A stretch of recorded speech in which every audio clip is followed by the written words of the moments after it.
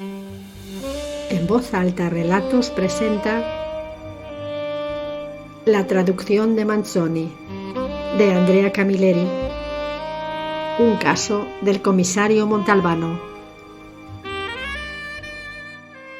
«Dottori, todas las bodas se han ido a paseo», dijo a través del teléfono la alterada voz de Catarella. Montalbano, medio atontado, miró el reloj. Eran las 7 de la mañana. Había pasado una noche llena de pesadillas espantosas. En una especie de guerra de las galaxias de estar por casa, lo habían ascendido, entre otras cosas, a jefe superior de la policía interplanetaria. Por culpa de unas sardinas ave cacico que se había zampado indecentemente la noche anterior, y como consecuencia de ello no se podía decir que se encontrara en inmejorables condiciones. No había entendido ni torta de lo que le había dicho Catarella, el cual estaba ahora un poco preocupado por el silencio de su jefe. «Dottori, ¿qué hace? ¿Se ha ido?» «No, Cataré, todavía estoy aquí. Procura ser un poco más claro». «Más claro que eso. Si quiere le repito palabra por palabra lo que le he dicho. Todas las bodas...» «Déjalo, Cataré. Llama al subcomisario Augello o a Faccio y cuéntaselo. Nos vemos después». Colgó, pero ya se había desvelado sin remedio. Se levantó de la cama y miró a través de la ventana. Un día despejado, como Dios manda. Se puso el bañador, bajó de la galería, recorrió lentamente la playa y se metió en el agua. Estaba tan fría que casi le dio un síncope. Pero le despejó la cabeza. Hacia el mediodía le vino de nuevo a la mente la misteriosa llamada de Catarella y sintió curiosidad. Llamó a Mimi Augello. «Mimi, ¿tú sabes algo de unas bodas que se han ido al carajo?» «¿Por qué? ¿Tú no?» «No pasa ni un día sin que alguna pareja que conocemos se separe. ¿Te acuerdas de...?» «Mimi, no me refería a eso. ¿Sabes por qué me ha llamado Catarella esta mañana? No he entendido nada». «Catarella no ha hablado conmigo. Te paso a Faccio». «Faccio, ¿por casualidad Catarella se ha puesto en contacto contigo esta mañana?» «Sí, señor comisario, una chorrada». «No me cabía la menor duda. Dime de qué se trata». «Esta mañana el señor Crisafulli, que es funcionario del registro civil, al regresar a casa de hacer la compra, ha visto que el tablón de anuncios que hay al lado de la entrada del ayuntamiento ya no estaba». «¿Y qué? ¿Lo habrá colocado dentro algún otro funcionario?» «No, señor. Es el tablón de las notificaciones matrimoniales. Tienen que estar expuestas día y noche durante todo el período que marca la ley». «A ver si lo entiendo. Señor comisario, cuando dos se quieren casar, van al ayuntamiento y el funcionario del registro civil levanta una especie de acta que se llama amonestación y la expone en el tablón de anuncios. De esta manera, todo el mundo se entera del matrimonio y si hay algún impedimento lo puede decir a tiempo. Si las amonestaciones no permanecen expuestas durante todo el tiempo establecido, la boda no se puede celebrar en la fecha prevista. Hay que volver a redactar el acta, pero es necesaria una autorización del juez». «Entiendo, creo. Pero ¿por qué has dicho que es una chorrada?» «Porque es así, en el fondo. Como máximo, se producirá un retraso, habrá que volver a fijar la fecha y enviar de nuevo las invitaciones. Una molestia muy grande, pero de un daño relativamente escaso. Ha sido una machada de algún chaval que se había fumado demasiados porros, señor comisario». Para ir a la trattoria San Calogero tenía que pasar necesariamente por delante del ayuntamiento. Un edificio con una especie de pórtico de 8 columnas. Miró hacia la entrada y vio que al lado había un tablón de anuncios con algunas hojas fijadas en él. Se acercó para leer algunas, y en aquel momento salió el señor Crisafulli, que se iba a su casa para la pausa del almuerzo. Se conocían. «¿Todo bien?», le preguntó Montalbano, señalando el tablón de anuncios. «Sí, señor comisario, he ido a Montelusa y el juez ha concedido de inmediato su autorización para que se exponga una copia. Por suerte. Las amonestaciones solo eran 9. Ya no es época de bodas. Empieza a hacer demasiado calor». Tengo una curiosidad. ¿Las 9 parejas se tenían que casar todas el mismo día? No, por Dios. Cada acta tiene su fecha y, por tanto, un vencimiento distinto. Una última pregunta y dejo que se vaya a comer. Si el juez no hubiera dado inmediatamente su autorización, ¿qué habría ocurrido? Pues que habríamos tenido que volver a convocar a los prometidos y volver a redactar las actas. Un retraso de una semana, por lo menos. Al día siguiente, el comisario volvió a seguir el mismo camino para ir a comer a la trattoria, pues su asistenta Adelina tenía la gripe y no le había podido dejar la comida preparada en el frigorífico. Al pasar, miró por debajo del pórtico del ayuntamiento y vio que el tablón de anuncios permanecía en su sitio. Nadie lo había tocado durante la noche. Llegó a la conclusión de que Faccio estaba en lo cierto. Una machada de chavales ciegos de vino y porros. Tuvo que cambiar de opinión 2 horas después, cuando Galuzzo se presentó en su despacho para hablar con él en privado. «Se trata de un asunto de mi sobrino».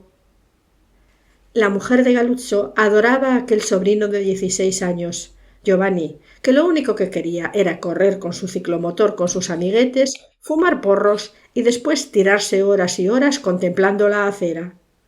En cambio, Galuzzo no lo soportaba. ¿Ha hecho alguna trastada? No, señor comisario, pero me ha dicho una cosa muy rara. Hoy el señorito se ha dignado a venir a comer a casa de su tía, que siempre encuentra la manera de meterle 50.000 liras en el bolsillo. Le estaba contando a mi mujer la historia del tablón de anuncios y diciéndole que, en mi opinión, habían sido los amiguetes de Giovanni los autores de la broma, cuando él ha afirmado que las cosas no eran así. ¿Y cómo son?, le he preguntado yo. Entonces él me ha dicho que la otra noche fue el último en abandonar la plaza del ayuntamiento. Debían de ser las 2 de la madrugada. Ya había llegado con el ciclomotor a su casa cuando recordó que se había dejado los cigarrillos en un banco. Volvió atrás y vio a un hombre que acababa de desclavar el tablón de anuncios en la pared y lo estaba introduciendo en un coche. ¿Uno? Sí, señor, uno. Un cincuentón más bien grueso. Volvió a subir al coche y se fue. ¿Vio la matrícula? No la recuerda. ¿Por qué no vino él mismo a contarme la historia? Dejémoslo correr, dijo Galuzzo. Lanzó un suspiro, hizo una pausa y añadió: cualquier día de estos vendrá a la comisaría, esposado. Si un cincuentón roba el tablón de anuncios, quiere decir que tiene motivos para hacerlo, que no se trata de un capricho pasajero. Mira, Galuzzo, me tienes que hacer un favor. Ve a pedirle al señor Crisafulli, en mi nombre, 9 impresos de amonestaciones en blanco y hazme una copia exacta de las actas expuestas. Al cabo de 2 horas de paciente trabajo, Montalbano consiguió hacer una especie de copia resumida de las amonestaciones que le había llevado Galuzzo. Gaetano Palminteri, de 50 años, iba a casarse en segundas nupcias, pues era viudo, con Teresa Gamberotto, de 19 años. Esos son cuernos seguros. Gerlando Cascio, de 30 años, se casaría con Ulrike Roth, alemana, de 28. Él, un emigrante, en lugar de llevar dinero a casa, ha preferido llevar a una mujer forastera. Alfonso Serraino, de 32 años, con Filippa Di Stefano, de 40 años, viuda. Esta tiene miedo de acostarse sola en la cama. Mateo Interdonato, de 67 años, con Mariana Costa, de 65. ¿A qué va a ser verdad que el corazón no envejece jamás? Stefano Capodicasa, de 30 años, con Virginia Humile, de 28. Si no tienes una mujer virginal y humilde, ¿cómo puedes ser cabeza de familia? Cosimo Piliteri, de 45 años, viudo, con Agatina Tutolomondo, de 45 años. Él se ha quedado viudo y se quiere volver a casar, quizá por los hijos. Salvatore Lumia, de 30 años, con Gialma Dris, tunecina, de 28 años. A ver si tenéis un montón de hijos y se termina de una vez este rollo del racismo. Alberto Capocardo, de 29 años, con Giovanna La Rosa, de 25. Nada que objetar.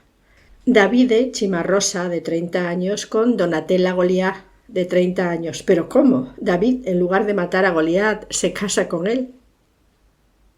La lista había terminado y el comisario se avergonzó de haber hecho comentarios sobre los matrimonios pensando en chorradas.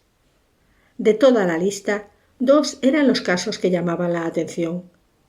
El del cincuentón, que se casaba con una chica 31 años más joven que él, y el de la viuda Di Stéfano, que se casaba con un chaval 8 años menor.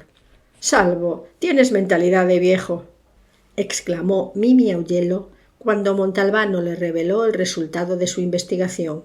«¿Quién te dice a ti que un matrimonio entre un hombre y una mujer con cierta diferencia de edad tenga necesariamente que acabar mal o esconder cualquiera sabe qué? Y además, ¿por qué te has tomado tan en serio este asunto del tablón de anuncios?» Porque un adulto no lo hace desaparecer sin un motivo concreto. De acuerdo, pero si hasta el señor Crisafulli te ha explicado que no habría tenido prácticamente ninguna consecuencia. Examina la cuestión desde otro punto de vista, Mimi. A mi juicio, el que ha hecho desaparecer el tablón quería decir algo. ¿A las 9 parejas? No, solo a una de ellas. O quizás solo a él o solo a ella. Sin embargo, si hubiera roto el cristal y se hubiera llevado la única amonestación que le interesaba, nos habría sido más fácil averiguar por qué. Habría sido algo así como ponerle la firma. Por eso se ha tenido que llevar el tablón de anuncios entero. ¿Y cuál es la interpretación de todo esto? Está en la traducción al siciliano de una frase de la obra Los novios de Manzoni. ¿Lo has leído alguna vez?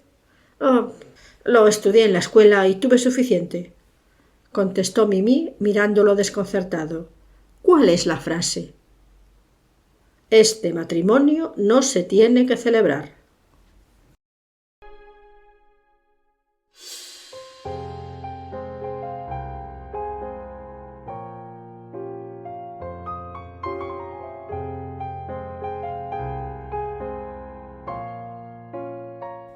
Pero, ¿cuál de los 9?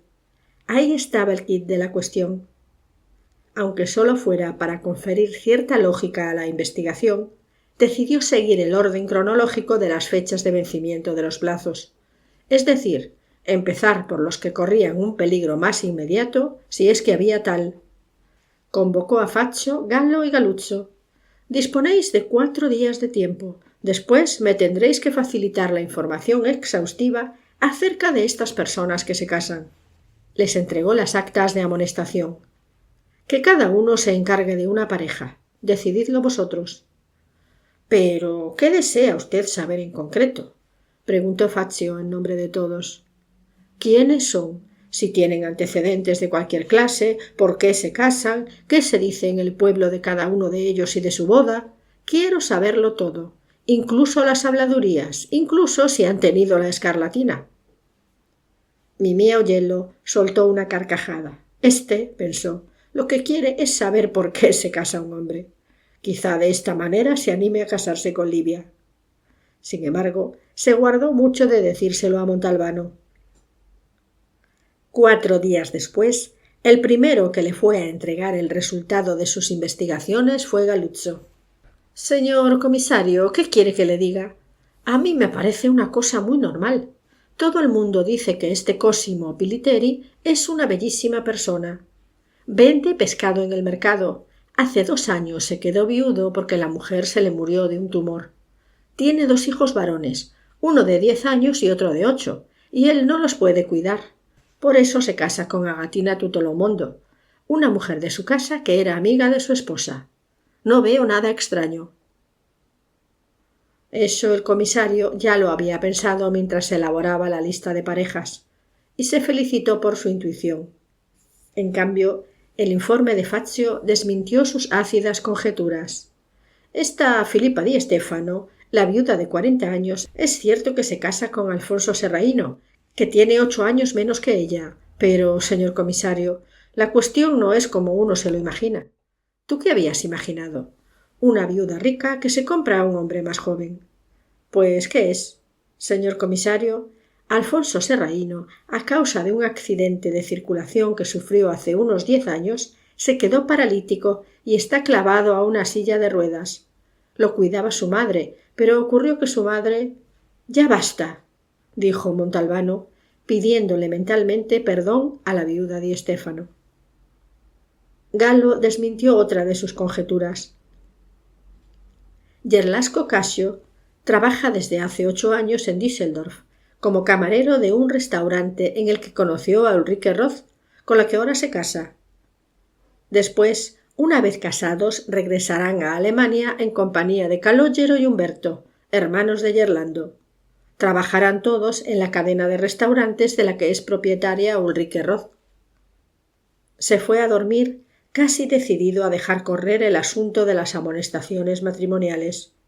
Algunas veces, cuando se emperraba en algo, su cabeza se volvía más dura que la de un calabrés. Todo aquello tenía que ser lo que había dicho Fazio. Una bobada. Y si no había sido un chaval sino un hombre adulto, paciencia. A lo mejor lo había hecho por una apuesta estúpida. Durmió bien y cuando sonó el teléfono a las 7 de la mañana ya estaba listo para salir de casa. «Oiga, dottori, han disparado contra las bodas». La señora Assunta Pezzino, cuyo dormitorio estaba justo delante del ayuntamiento, declaró: «Loca, me estoy volviendo loca. Estos chicos se pasan hasta las 2 de la madrugada gastando bromas y riéndose, y no me dejan dormir. Después van y vienen con unas motos que meten un ruido infernal. Anoche, gracias a Dios, pasadas las 2 se hizo el silencio y al final conseguí dormir. No había pasado ni media hora cuando me despertó el ruido de un frenazo. E inmediatamente después un disparo. Después oí que el coche se iba con un chirrido de neumáticos. ¿Le parece a usted que hay derecho? ¿Que una no pueda pegar ojo en toda la santa noche? ¿No se puede hacer nada para enviar a la cárcel a estos chicos?» La bala había roto el cristal del tablón de anuncios, lo había traspasado y se había alojado profundamente en la pared.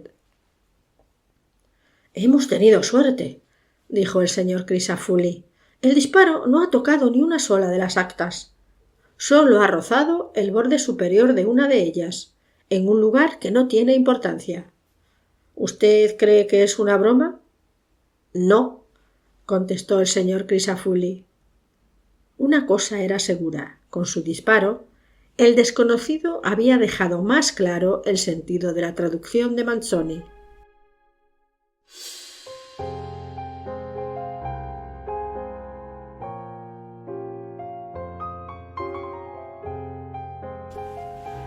Matteo Interdonato se enamoró de Mariana Costa cuando aún no habían cumplido los 19 años.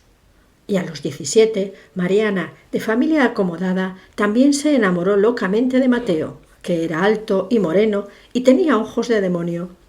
Pero era hijo de un matrimonio muy pobre. Su madre se ganaba el pan fregando escaleras y su padre era barrendero.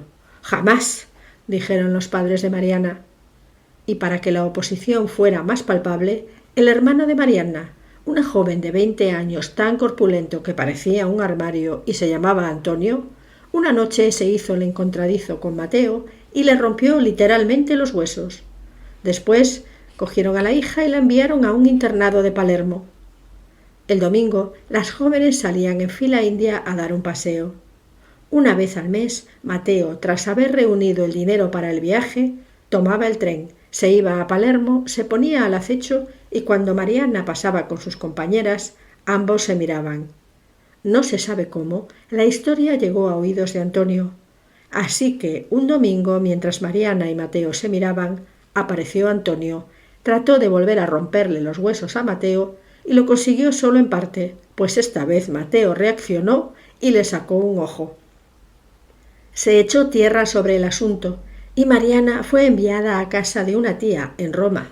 Durante años y años rechazó a los mejores partidos y Matteo tampoco se quiso casar. Hace unos 10 años el padre y la madre de Mariana murieron, pero ella no quiso regresar a Vigata, pues odiaba con toda su alma a su hermano Antonio. Volvió tan solo el año pasado para casarse con su Matteo. Al llegar a este punto, el comisario interrumpió el relato de Fazio. Sin pérdida de tiempo, tráeme aquí ahora mismo a Antonio Costa, el hermano de Mariana. Averigua dónde vive. Ya sé dónde vive, en el cementerio, desde hace 18 meses. Por eso ellos se pueden casar ahora.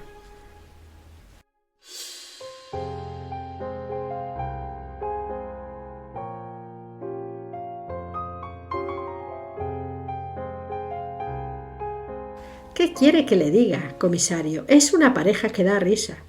¿Los has visto? ¿Cómo lo has hecho? Muy fácil, dottore, contestó Galuzzo. Él vende flores y ella fruta y verdura. Tienen los puestos el uno al lado del otro en el mercado viejo. Se conocen desde pequeños. Nadie les quiere mal, al contrario. ¿Por qué dices que es una pareja que da risa? Ella es una giganta con unos brazos que parecen jamones y mucho genio. En cambio, él es menudo, educado, repulido y amable.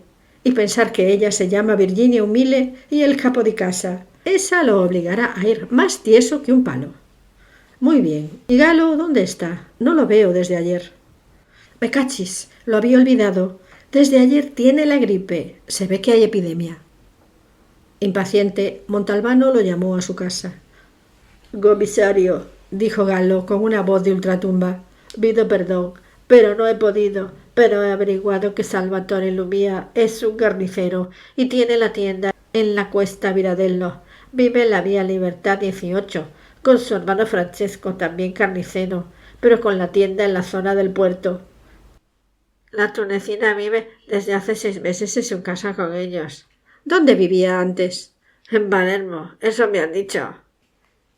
Fue directamente a la carnicería de vía Pirandello y la encontró cerrada. Volvió a atravesar Vigata y en una callejuela que desembocaba en el muelle del puerto encontró la otra carnicería, la del hermano. Esperó a que saliera la única clienta que había y entró. Buenos días, soy el comisario Montalbano. Lo conozco. ¿Qué desea? No se podía decir sin faltar a la verdad que Francesco Lumia fuera simpático ni a primera ni a segunda vista.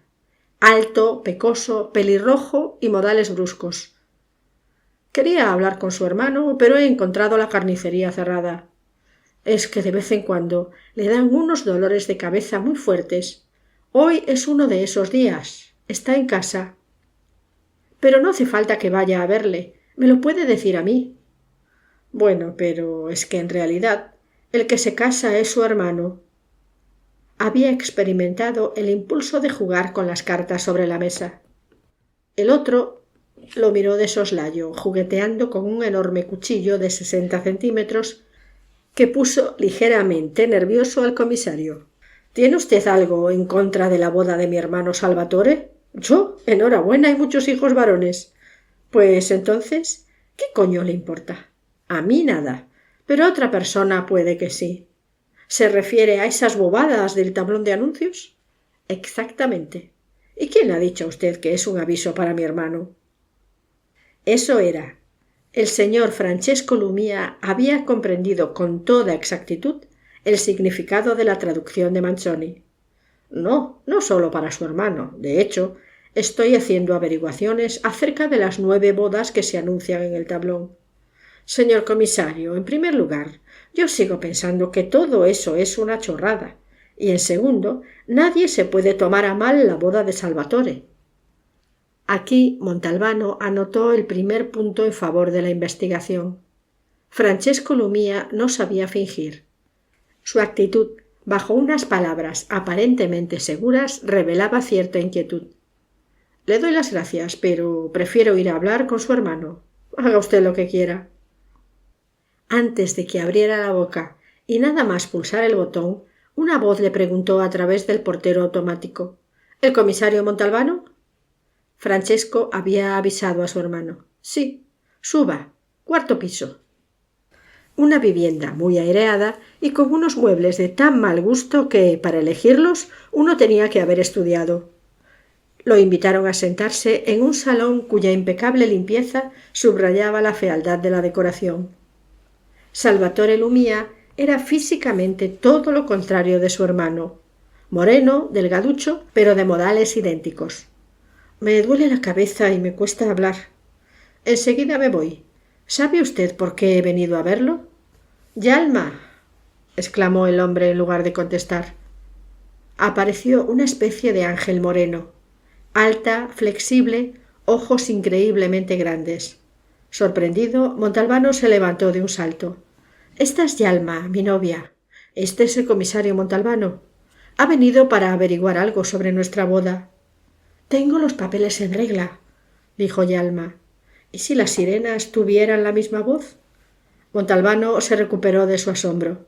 —No, señorita, no se trata de documentos. El caso es que... —Gracias, Yalma —dijo el novio. La muchacha dedicó una sonrisa al comisario y se retiró. No quería que se preocupara con la historia de un cabrón que se divierte amenazando a la gente que se va a casar. Conocí a Yalma en casa de unos amigos en Palermo. Me enamoré de ella. Ella era libre. Se vino a vivir con nosotros a Vigata. Nos casaremos por lo civil en el ayuntamiento porque ella es musulmana. Yo no tengo enemigos personales y ella tampoco. Lo cual quiere decir que la historia del tablón de anuncios no tiene nada que ver con mi boda. Perdone, señor comisario, pero no puedo hablar. Me estalla la cabeza.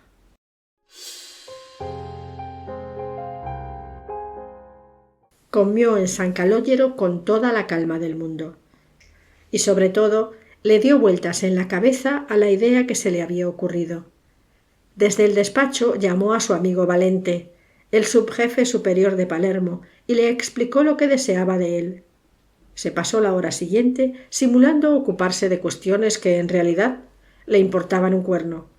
Después recibió la llamada de Valente con todas las respuestas a sus preguntas. En cuanto colgó, el teléfono volvió a sonar. —¿Comisario Montalbano? La voz era inconfundible y por teléfono tan sensual que le hacía hervir a uno la sangre en las venas. —Soy Yalma. Nos hemos visto esta mañana. —Dígame, señorita. —Quisiera hablar con usted. Salvatore se ha tenido que ir a Fela. No ha podido negarse, a pesar de lo mucho que le duele la cabeza. Yo no puedo salir de casa. Salvatore no quiere. Ya sabía la respuesta a la pregunta que le iba a hacer, pero se la formuló de todos modos para poner a prueba la sinceridad de lo que ella le iba a decir a continuación. —Es celoso.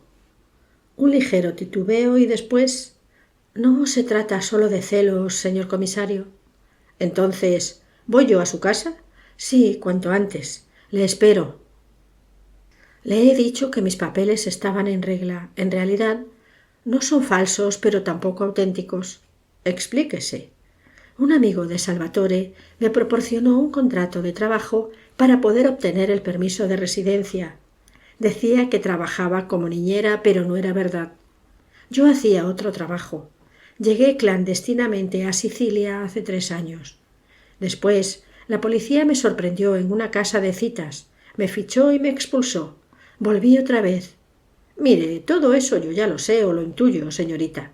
He llamado a la brigada antivicio y al departamento de extranjería de Palermo. Yalma rompió a llorar en silencio. ¿Qué va a hacer ahora que ya le he dicho? Señorita, esa parte de su vida no me interesa, se lo aseguro. Solo quiero saber qué me ocultan ustedes. Las lágrimas resbalaron profusamente por las mejillas de la hermosa mujer. Salvatore se enamoró de mí, y yo de él. Nos fugamos y vine a esconderme aquí. Pero él me debe haber descubierto. ¿Quién es él? Mi protector. ¿Cree que fue él quien disparó contra el tablón de anuncios? ¿Cree que la advertencia va dirigida a ustedes dos? Estoy segura de que sí, entre otras cosas porque no pasa un día sin que nos llame para amenazarnos. Pero Salvatore y Francesco no tienen miedo. Yo, sin embargo, temo por ellos y por mí. Él es muy violento, lo conozco muy bien. ¿Qué quiere de usted? Que deje a Salvatore y vuelva a vivir con él. ¿Era usted su amante? Sí, pero no se trata de amor, comisario. Es por el papel que ha hecho delante de sus amigos, de los que son como él. Quiere demostrarles a todos su fuerza y su poder. ¿Usted ha estudiado? Yalma no esperaba la pregunta y lo miró. Sí, en mi país. Y si me caso, quisiera continuar. La felicito por lo bien que habla el italiano, dijo Montalbano levantándose. Gracias, contestó Yalma confusa. ¿Por qué su novio no me ha dicho lo que ocurría? Me dijo que él jamás recurriría a la ley por un asunto personal. Allá en Túnez también es así. Ya, dijo con amargura Montalbano. Un último favor. Nombre, apellido y dirección de su ex protector. Y enhorabuena por su boda. Durante 8 noches seguidas, Gallo, Galuzzo, Faccio e Imbrò montaron guardia por turnos en las inmediaciones del tablón de anuncios, escondidos dentro de un automóvil que parecía inocente y casualmente aparcado muy cerca del ayuntamiento. La víspera de la boda de Salvatore con Yalma, se acercó en silencio un vehículo, se detuvo y de él bajó un hombre con una botella en una mano y un trapo en la otra. Miró a su alrededor y se metió en el pórtico. Después abrió la botella y vertió su contenido sobre el tablón de anuncios y especialmente sobre el marco de madera. Entonces Faccio, que estaba de guardia, comprendió lo que el hombre estaba a punto de hacer. Bajó corriendo del coche y lo apuntó con su pistola. ¡Alto, policía! Soltando maldiciones, el hombre levantó los brazos, con la botella en una mano y el trapo en la otra. El olor a gasolina era tan penetrante que Faccio se mareó. Se llama, como usted nos había dicho, señor comisario, Nicola Lopresti. Ha sido condenado por explotación, violaciones y cosas por el estilo. Llevaba en el bolsillo un revólver cargado. ¿Tiene permiso de armas? No, y la matrícula estaba borrada. Además, llevaba esto en el bolsillo. Depositó sobre la mesa de Montalbano un frasquito sin etiqueta. ¿Qué es? Vitriolo. La quería desfigurar durante la boda. Ahora se lo traigo. No lo quiero ni ver, dijo Montalbano.